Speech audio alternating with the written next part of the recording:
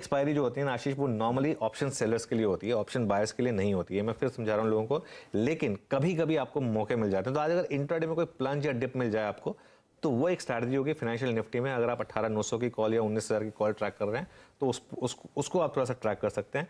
अच्छा, bank Nifty में कल एक बहुत दिनों बाद मैंने देखा कि जबरदस्त पुट राइटर्स में कन्विक्शन है। 42,200 के पुट में 11 लाख और 42,300 के पुट में 9 लाख शेयर जुड़े हैं। ये बहुत ज्यादा, 42,000 वाली एक स्ट्राइक में 11 लाख का ओपन इंटरेस्ट जुड़ना बहुत जबरदस्त है। तो ये आपको एक इंडिकेट कर रहा है कि 42,200 से 300 नहीं टूटना चाहिए मार्केट में, क्योंकि इतना कुछ बैंक निफ्टी के ऊपर थ्रो हुआ है।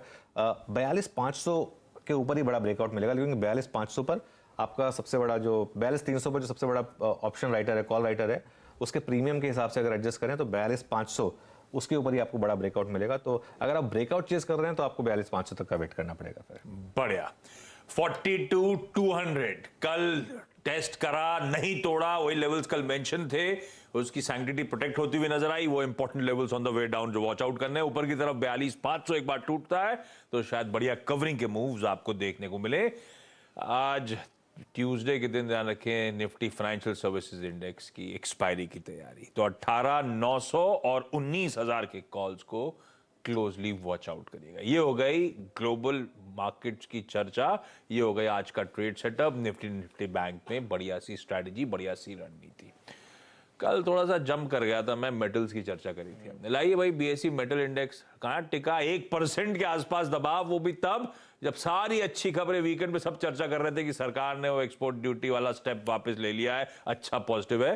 और जैसा मेंशन तो ऊपर टिकेंगे नहीं, कहाँ खुले थे वो हर एक बार आपको एकदम एक्सट्रीम में दिख रहा है, और कहाँ जाके मेटल इंडेक्स बंद होता हुआ नजर आ रहा है। इंडिविजुअल स्टॉक्स का यही हाल था। आज न्यू एज कंपनीज, कल नैस्डैक की पिटाई, मेरे लिए इंपॉर्टेंट था कल डिलीवरी शुरू में क्या तेजी दिखा रहा था। वो फुटसी का इंक्लूजन की खबर थी और उस पर एक पी प्लेयर ने लपक के माल छोड़ दिया। तेजी पे उन्होंने 2.25 करोड़ से ज्यादा शेयर्स बेचे कल के ट्रेडिंग सेशन में, और इतनी अच्छी खबर थी फुटसी के इंक्लूजन की, और डिलीवरी देखी कहां जाके बंद हुआ फाइनली। आज एक और लार्ज ट्रेड आना है, नायका की बारी है। नायका में भी खबर स्क्रीन पर आएगी, पी प्लेयर माल छोड़ना चाहता है, 0.65% स्टेक। ये हो क्या रहा है अभी, नायका जैसी कंपनी को अप्रोच कैसे करा जाए, ये हो क्या रहा है, ये इंपॉर्टेंट है। और ये हो ये रहा है कि मार्केट आपको बता रहा है कि ये जो आपके क्यूट चीज़ें हैं ये प्राइवेट मार्केट में काम करती हैं, लिस्टेड मार्केट में काम नहीं करती हैं। और देखिए, मैं एक सिंपल चीज़ बोलूँगा, किसी को बुरा लगे अच्छा लगे, ये जो हुआ ये बहुत गलत हुआ। ये क्या हुआ, देखिए, सब एक तो पहले ना समीर अरोड़ा जी की एक ट्वीट लेकर आई है, एक बहुत ही इंटरेस्टिंग चीज़ आ रही है कि एक जस्ट बिकॉज मतलब कोई पीई इन्वेस्टर अपना शेयर बेच रहा है क्योंकि वो लॉक इन खत्म हो गया, इसका मतलब ये नहीं है कि उनको जरूरी है बेचना। भाई डॉक्टर ने थोड़ा ना बोला कि आपका लॉक इन खत्म हो गया तो आप बेच दीजिए। आपको ये बेच इसलिए रहा है क्योंकि वो 1 साल खत्म होते और लॉक इन खुलते ही बेच रहा है, इसका मतलब क्या है कि वो बेचना चाहता है। सिंपल है। वरना और वो अगर 6 महीने पहले लॉक इन खुल गया होता तो वो शायद 6 महीने पहले ही बेचता।